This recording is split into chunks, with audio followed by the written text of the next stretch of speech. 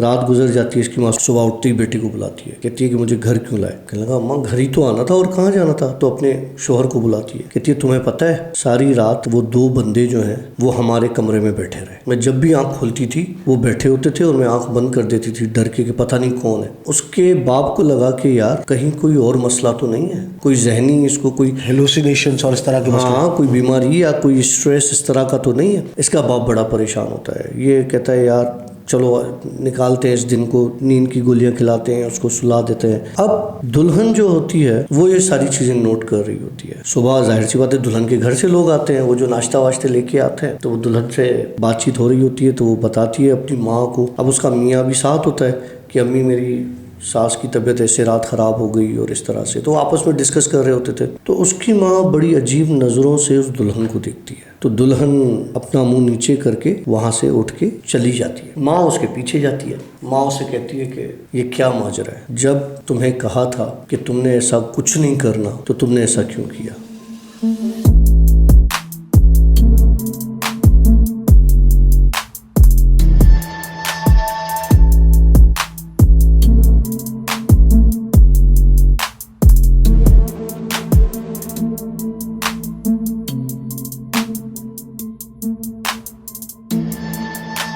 Alright friends, welcome to yet another the Bhoot show. The Bhoot show की एक और story के साथ मैं हूँ आशी और हमारे साथ मौजूद हैं डॉक्टर काशिफ। सर अस्सलाम वालेकुम। सर वालेकुम सलाम। 2 हफ्ता 1 हफ्ता, दूसरा हफ्ता आज कर रहे हैं और आज ही अपलोड करेंगे। हाँ, हमने मुंह भी नहीं धोया है। हमने कहा नहीं भाई आज का हमने गैप नहीं डालना है इंशाल्लाह। डॉक्टर साहब स्टोरी पे चलते डायरेक्ट, बिस्मिल्लाह। आशी, इंसान जो है ना वो कभी कभी अपने रिश्तों के हाथों, अपने अपनों के हाथों बहुत मजबूर हो जाता है, लेकिन उसे फ़ाइट करनी पड़ती है। उसे ज़िंदा जैसे तुम हो, जैसे मैं हूँ, हम रोज़ किसी न किसी ऐसी सिचुएशन से फ़ाइट कर रहे होते हैं, हालांकि हमें पता होता है कि हम अंदर से कितने थक चुके हैं हर चीज़ को फेस करते। तुम्हारे साथ अलग प्रॉब्लम्स होंगी, मेरे साथ अलग प्रॉब्लम्स हैं, लेकिन प्रॉब्लम्स हर इंसान की लाइफ में होती हैं। इंसान थक जाता है, लेकिन जब उसे अपनों का ख्याल आता है, जब उसे अपने प्यारों का ख्याल आता है, तो वो फिर उठता है और फिर अपनी उस थकावट को भूल के फिर वो अपने रोज़ की उन सारी चीज़ों में, सारे कामों में लग जाता है कि जब मैं शाम को वापस अपने घर लौटूंगा, या मैं जब शाम को थक हार कर अपने प्यारों का चेहरा देखूंगा या उनकी आवाज़ सुनूंगा, तो वो सारी थकावट, वो सारी चीज़ें ख़त्म हो जाती हैं। एक वालिद था, वो अपने बच्चों के लिए बहुत कुछ करता था। उसने अपनी हर बाप करता है, तुम करते हो, मैं करता हूँ, हर बाप करता है। वो अपने बच्चों के लिए बहुत कुछ करता था। करते करते उसके बच्चे आहिस्ता आहिस्ता जवान हो गए और उसकी उम्र ढलने लगी। वो ढल गई। 60-65 साल की उम्र में वो आ गया जब उसको घर बैठ के बच्चों को खिलाने का वक्त आया। जैसे सारी ज़िंदगी बाप ने खिलाया, अब बच्चों का वक्त आ गया कि बच्चे उसे खिलाएंगे। लेकिन जब उस घर में बाहर से कोई आता है तो घर का माहौल, वो घर की चीज़ें, अगर आपको हमसफ़र बहुत अच्छा मिल जाता है तो आपका घर जन्नत है। अगर आपको हमसफ़र अच्छा नहीं मिलता तो फिर काफ़ी प्रॉब्लम्स होती है। तो उस बंदे के बेटे की उसने करवाई शादी। ठीक हो गया, ठीक है। शादी वाली रात जब शादी हो गई, वो शादी करवा के वो दुल्हन को घर लाए, उस रात इसकी माँ की तबीयत ख़राब हो गई, लड़के की, दुल्हा के। अब वो परेशान कि अब क्या किया जाए, लेके हॉस्पिटल भागे, लोग जमा हैं, सब कुछ हो रहा है। हॉस्पिटल में जब उसे दाखिल किया गया तो उसकी माँ के जुमले थे कि दुल्हन जब घर पर आई तो उसके साथ मैंने 2 मर्द आते हुए देखे। उनको देखने के बाद मेरी तबीयत ख़राब हो गई। अब मुझे नहीं पता कि वो ससुरालियों में से थे तुम्हारे अपने बेटे को, या कोई और गैर मर्द थे, क्योंकि मुझे नहीं पता, लेकिन मैंने अपने घर में उन मर्दों को देखा जो दुल्हन के साथ आ रहे थे, और लोग भी थे, लेकिन वो दुल्हन के साथ आ रहे थे, दुल्हन की साइड के थे, हमारी साइड के नहीं थे, जिनको देखने के बाद मेरी अचानक तबीयत ख़राब होना शुरू हुई और मेरी तबीयत अच्छी खासी ख़राब हुई। अब बेटे को थोड़ा अजीब लगा कि यार अब रश होती है, जाहिर सी बात है, अब घर में आ रहे हैं सारे, तो पता नहीं कौन था, और ये फ़ोन करता है अपने घर पे अपनी बहन को कि यार देखो कोई आया था क्या साथ इसके, अपनी बीवी के नाम पूछता है। तो वो कहती है मैं पूछती हूँ, वो जाती है उस की दुल्हन के पास, कहती है कि भाभी आपके घर से कोई आया था आपके साथ। तो बड़ी हैरानगी से कहती है, देखती है उसे और परेशानी में जवाब देती है नहीं, मेरे साथ तो कोई नहीं आया था। तो वो फिर भाई को बताती है कि नहीं भाई यहाँ तो कोई नहीं आया था। अच्छा देखो तुम लोगों ने फ़ोटोज़ लिए होंगे मोबाइल में, या वो कैमरामैन जो था उससे पूछो कोई ऐसे बंदे कोई जो हमारे घर में, अब हमें नहीं पता कौन लोग आ गए, ऐसा होता है ना, शादी का घर है, जेवरात हैं, पैसा है और चीज़ें हैं, तो कहीं कोई डकैती कोई चोरी। तो मोबाइल में भी किसी की कोई फ़ोटो नहीं, दुल्हन अकेली है, सब जान पहचान वाले लोग हैं, कोई दो गैर मर्द नहीं है ऐसे। बहरहाल ये अपनी माँ को कहते हैं कि अम्मी वो होंगे ही कोई जान पहचान वाले, चले गए होंगे, ऐसा कुछ नहीं है।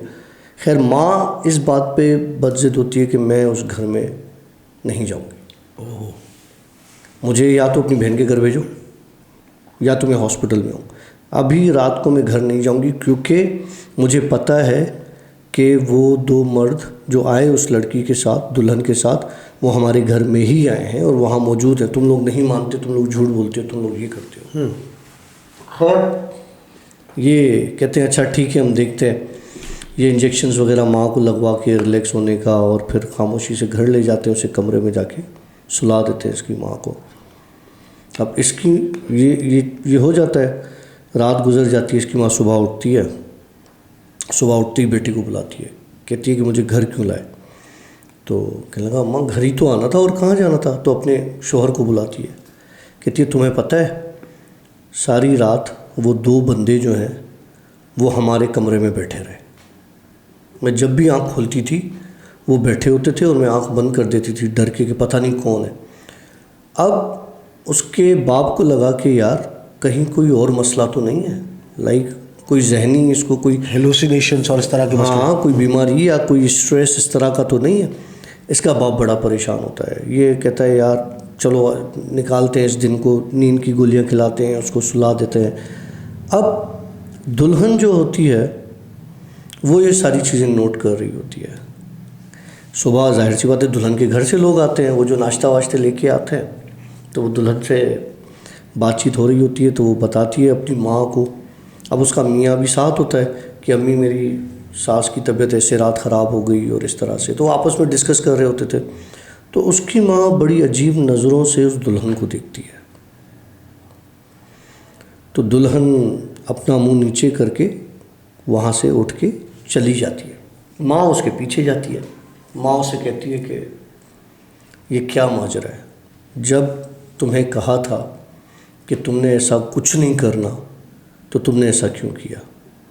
तो कसम उठाने के लिए तैयार हो जाती है कि मैंने कसम उठा के कहती हूँ मैंने कुछ नहीं किया, मैंने कुछ नहीं किया। कहती है ठीक है। अच्छा अब क्या होता है जनाब, जब ये सारे नाश्ता वाश्ता ये वो सब हो जाता है, कुछ दिन गुजर जाते हैं, इसकी माँ की तबीयत कुछ बेहतर होती है, उसको दिखना विखना ये सब बंद हो जाता है, तो उस दुल्हन से ये जो मर्द जो दिखाई दे रहे होते हैं ठीक वो बंद हो जाते हैं। ये कहती है मेरी तबीयत ख़राब हो गई होगी, ये हो गया होगा, वो हो गया होगा। एक दिन ये अपने बेटे के कमरे से गुजर रही होती है, तो इसको बात करने की आवाज़ आती है कि जैसे कोई बात कर रहा है। तो ये हल्का सा दरवाज़ा खोल के देखती है, तो वो देखती है कि वो लड़की किसी से बात कर रही है, लेकिन कोई मौजूद नहीं है वहाँ पर, कमरा खाली है। दुल्हन जो है ये वहाँ से भागती है, खामोशी से अपने मियाँ को बुलाती है, बोलती है इधर हो, देखो ये क्या हो रहा है। तो वो देखता है, कहता है हाँ यार ये तो मसला यहाँ से है। खैर ये वापस जाते हैं, लड़की के दुल्हन के माँ बाप को फ़ोन करते हैं, तो उससे कहते हैं कि जी हमें आपसे मिलना है, आज लाजमी मिलना है, हम आपकी तरफ आ रहे हैं। वो बंदा क्या करता है, लेके अपनी बीवी को उस दुल्हन के माँ बाप के पास चला जाता है। जाके उनसे कहता है जी देखें जो भी हकीकत है आप हमें सच सच बता दें, क्योंकि पहली रात को मेरी बीवी को ये चीज़ें नज़र आई, उसके बाद उसकी तबीयत ख़राब रही। आज हमने ये बात इस तरह से नोट की है कि वो किसी से बात करिए, लेकिन कमरे में तो कोई है नहीं। बड़ा इसरार करते हैं, उसके माँ बाप नहीं मानते। खैर फिर उसकी माँ कहती है कि मेरी बेटी जो है वो चिल्ले काटती थी। ओह। और उसके हाथ में मौक्किल थे, लेकिन कुछ ऐसा हुआ कि वो पढ़ाई उल्टी हो गई। फिर हमने उस पर पढ़ाइयाँ करवाई तो वो चीज़ें सही हुई, लेकिन वो चीज़ें उसके साथ होती हैं, किसी को तंग नहीं करती। तो उन्होंने कहा आप लोगों को हमें पहले बताना चाहिए था, और ये वो इस तरह से फटे। बोला हम आपकी बेटी को वापस भेज रहे हैं। तो जाहिर सी बात है, माँ बाप के लिए तो एक बड़ी बात होती है। वो हाथ जोड़ते हैं, बोलते हैं देखिए हम आपको पता देते हैं, और अगर आपको कोई तंग करता है तो आप इस मौलवी के पास चले जाएं और इस आमिल के पास चले जाएं, और इस तरह से ना। खैर वो भी अब इतना ख़र्चा करके शादी की हुई होती है और सारी चीज़ें बेटे को पता नहीं होता। खैर वो आमिल का नंबर लेके उसका माँ बाप डायरेक्ट उस आमिल के पास जाते हैं। आमिल को लड़की का फ़ोटो दिखाते हैं, कहते हैं जी ये माजरा है। तो कहते हैं कि यार ये केस मेरे पास पहले आ चुका है। ठीक है। जिसने आपको भेजा है, इस लड़की की ऑलरेडी इन दोनों मर्दों के साथ शादी हो चुकी है। अल्लाह अकबर। समझे? शादी से मुराद ये कि वो दोनों फिज़िकल उन दोनों चीज़ों के साथ वो है।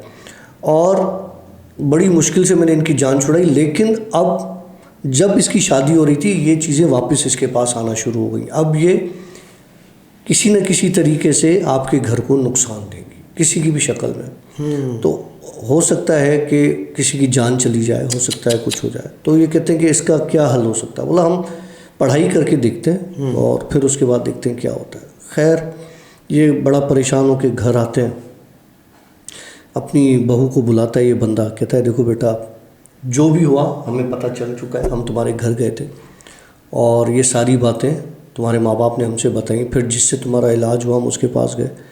तुम हमारे बच्चों की तरह हो, तुम बता दो कि मसला क्या है, मामला क्या है, ताकि हम तुम्हारी मदद कर सकें और इस घर में किसी की भी जान न जाए। तो लड़की बड़ा गंदा हंसती है, एक बहुत बड़ा लाफ्टर मारती है, कहका मारती है। तो परेशान हो जाता है। जब वो लड़की बात करना शुरू हो जाती है तो वो एक मर्द की आवाज़ होती है, लड़की की आवाज़ नहीं होती। वो कहता है कि तुम इस लड़की की जान छुड़वाना चाहते हो तो तुम्हारे घर में से किसी एक को जान देनी पड़ेगी। अब ये बंदा उसकी आवाज़ सुन के बड़ा परेशान हो जाता है, कहता है यार ये तो बड़ा मसला हो गया। बाप है ना, उसको हर चीज़ को देखना होता है। वो कहता है अच्छा तुम्हें किसकी जान ज़्यादा अजीज़ है? तो वो कहता है कि मैं इसके शोहर को मार के जाऊँगा, मतलब अपने बेटे को। वो कहता है इसके शोहर को तो मैं तुम्हें मारने नहीं दूँगा क्योंकि वो मेरा बेटा है, उसके लिए मैं कुछ भी कर लूँगा, और ना ही मैं तुम्हें इस लड़की को कुछ करने दूँगा। ये कह के ये निकलता है, लड़की गिर जाती है। ये आमिल को फ़ोन करता है, आमिल आता है, आमिल पढ़ाई वढ़ाई करता है, उसको बांधता है। तो उसकी हाज़िरी होती है दोबारा उस जिन की। पहले एक होती है, अब दूसरे की होती है। अब क्या, अब इनको नज़र आ रहे हैं, आमिल को नज़र आ रहे हैं। आमिल से कहते हैं कि हमें भाई इसके घर में से ये बंदा चाहिए, हम इस लड़की को छोड़ देंगे। अब ये होते भी झूठे हैं, इनकी बात पे कोई गारंटी भी नहीं होती ना। वो कहते हैं कि भाई ठीक है तुम लिख के दो कि इसको मारेंगे तो फिर इस लड़की की जान छोड़ देंगे। बोला हाँ हम लिख के देते हैं। बोला अगर इस लड़के की बजाय तुम्हें किसी और की जान लेनी पड़े? तो कहने लगे नहीं हमें इस लड़की की जान चाहिए। खैर जब लड़का आता है घर पे, सारा उसके साथ ये मुद्दा बयान करता है उसका बाप और ये, और आमिल वामिल बैठ के। लड़का कहता है कि भाई लड़की को आप वापस भेज दो, ये हमें चाहिए ही नहीं ना। ओके। तो बाप उसका समझाता है यार इस तरह से नहीं करो और ये सारी चीज़ें। खैर इनकी आपस में बातचीत चल रही होती है तो वहाँ से वो लड़की भागती हुई आती है, उसके हाथ में कोई चीज़ आती है, वो आके लड़के के सर पे हिट करती है। हिट करती है तो खूनम खून सर फट जाता है और फिर वहाँ पे गिर जाती है। फिर खैर इसको लेके भागते हैं ये हॉस्पिटल। वो आमिल उसको कंट्रोल करता है लड़की को, फिर रस्सियों से उसको बांध देते हैं। अब वो लड़की की हालत बहुत ख़राब हो जाती है। 3-4 दिन यही चक्कर होता है, वो बंधी रहती है, कुछ खाती पीती नहीं है, आंखें चढ़ी हुई, जिस्म टेढ़ा मेढ़ा हो रहा है उसका।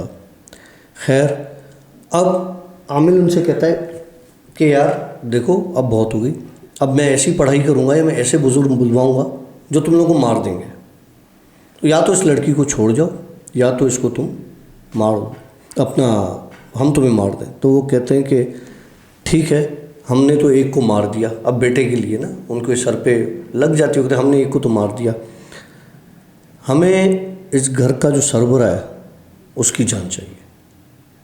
अब वो आमिल कहता है यार ये तो एक और मसला है इसकी बात। अब उनको नहीं पता कि वो मर गया या बचा हो, तो हॉस्पिटल उसको लेके भाग गए और फिर वो हॉस्पिटल में ही रहा क्योंकि वो सर्वर उसका खोल देती है वो लड़की।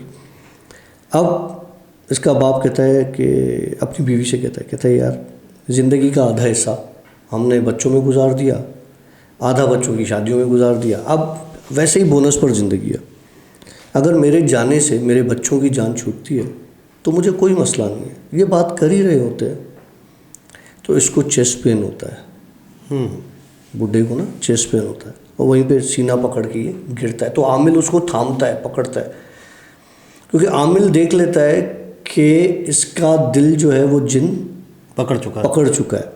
बहुत पढ़ाइयाँ करता है, वो नहीं छोड़ता और वो उस बुढ़े को वहीं पे मार देता है। मारने के बाद लड़की बिल्कुल नॉर्मल हो जाती है और वो दोनों उसकी जान छोड़ देते हैं।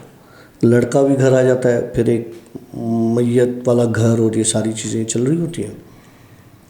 तो इसकी माँ को वो दोनों नज़र आते हैं, दोनों जिन नज़र आते हैं।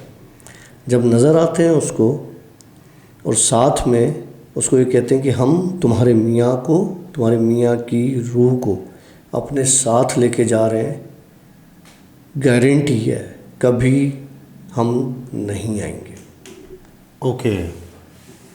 और वो वाकई नहीं है, वो फिर नहीं है, मतलब हैप्पी एंडिंग। खैर थी तो दुख भरी कहानी, लेकिन फिर भी लेकिन खैर जो उन्होंने कहा था वो तो वो कर गया फिर भी। हाँ, कि मतलब एक को मारना था तो कर गया ना। अल्लाह अकबर। मतलब अब लड़की से शादी करने वक्त भी हम 10 बार सोचें हैं यार, क्यों कहते हैं इस्तिखारा कर लो, क्यों कहते हैं? अच्छा, इस्तिखारा तो खैर बहुत अच्छी चीज़ है, ठीक है, गुड, वेरी गुड। लेकिन क्या ऐसा हो सकता है कि आदमी अगर किसी लड़की से शादी करने जा रहा हो तो उसका फिर फ़ोटो वो ले जाए किसी आमिल के पास, किसी के पास कि भाई देख के बता लड़की क्लियर है? देखो, मैं आमिलों की कभी भी गारंटी नहीं लेता। आमिल इतने गंदे होते हैं ना, जो गंदे वाले आमिल होते हैं, आपको नहीं पता कौन अच्छा है कौन गंदा, चेहरे पे तो नहीं लिखा होता ना, तो वो बहुत नाजायज़ फ़ायदा उठाते हैं इन चीज़ों का।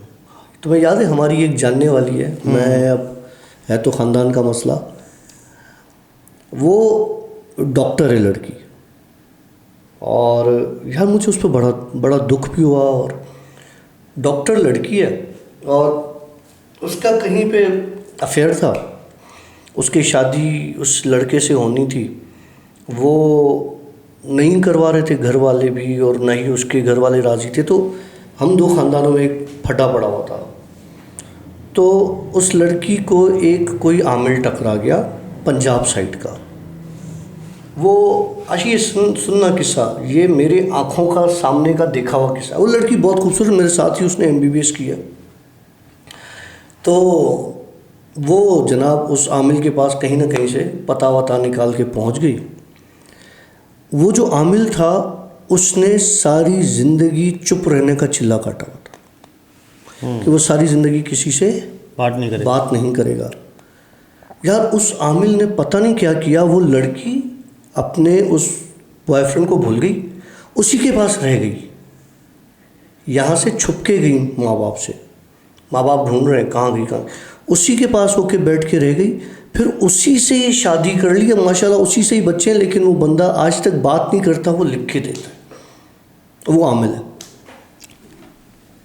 तो भाई हर आमिल पर भी एतबार नहीं किया जाता। भाई शादी कर लेना, जो लड़की मिल जाती है, जो लड़का मिल जाता है, जो नसीब का होता है वो तो मिलता होगा। हाँ, बाकी हम लोगों का दारोमदार नियतों पर, अपनी अच्छी नीयत से आप शादी कर लें तो इंशाल्लाह ताला हो सकता है वो लड़की भैया, हेलो, शादी अच्छी नीयत से ही होती है, जिसकी नीयत नहीं होती वो शादी नहीं होती। नहीं बस कर दो। बहुतों की नीयत घटिया भी देखी है हमने, बहुतों की नीयत अजीब व गरीब से देखे हैं कि भाई शादी कर रहा हूँ पैसों की खातिर, शादी कर रहा हूँ नेशनलिटी की खातिर। देखो मेरी बहन है एक, इंस्टा पर ऐसे बहुत से हैं किस्से, किसी एक का ऐसा किस्सा नहीं है, मुझसे 6-7 ऐसे किस्से मेरी बहनों ने शेयर किए कि एक दिन शादी की है, तुम्हें बताया भी था, और दूसरे दिन डिवोर्स दे दी, सुबह डिवोर्स दे दी।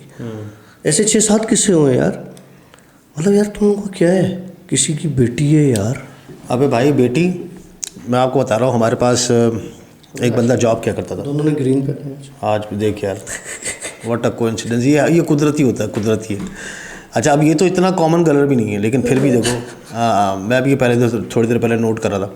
हमारे पास स्कूल में एक बंदा हुआ करता था, जॉब किया करता था, एडमिन में हुआ करता था। तो उस बंदे की मतलब इकलौता अपनी फैमिली का, बड़े धूम धड़के से उसकी शादी हुई और लड़की को लेकर आया घर पर, सब कुछ हुआ फर्स्ट क्लास बेहतरीन। 2 दिन वो लड़का बड़ा खुश, तीसरे दिन थोड़ा सा मुरझाया तो हम उसको छेड़ते थे कि भाई क्या हो गया है, और कमज़ोरी हो गई है, कुछ और मसला है, कुछ और परेशानी है। खैर ये किस्सा हफ्ता चलता रहा ना भाई। कोई 2 महीने के बाद उसने मुझे बताया कि सर वो मेरी शादी जो है ख़त्म हो गई।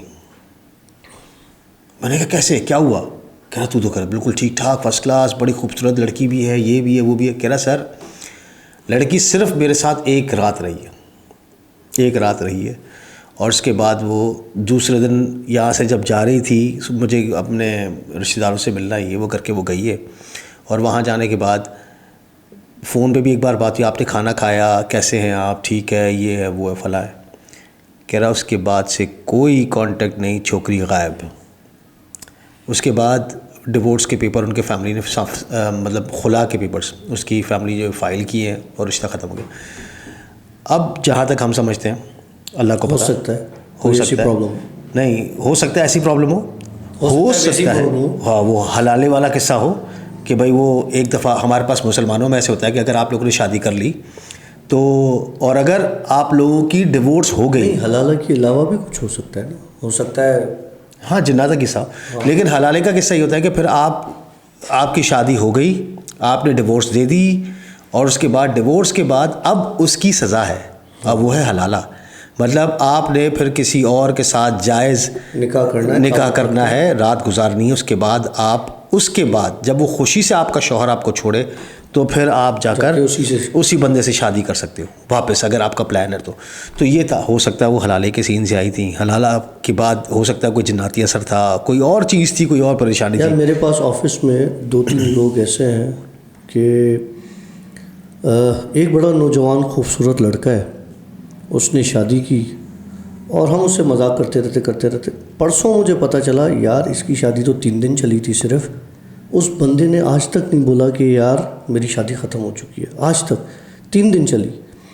इस तरह से 2 बंदे और थे। एक बंदा ऐसा था आशीष कि वो अभी भी वॉशरूम, वो हमारे पास जो जनरल वॉशरूम है ना, जो ऑफिसर्स के होते हैं, हमारे तो सेपरेट है, जो ऑफिसर्स के होते हैं कॉमन वॉशरूम होते हैं, वहाँ बैठो ना तो वो अंदर बैठता आवाज़ आती है, छोड़ दो मुझे, ऐसे नहीं करो, मैं तुम्हें कह रहा हूँ मजाक मत करो मेरे साथ। मतलब इस तरह की वो लिटरली, और वो बंदा दिखने में बिल्कुल नॉर्मल है यार, वो अकाउंट संभाल रहा है, लेकिन वो इस तरह की हरकतें कर रहा है।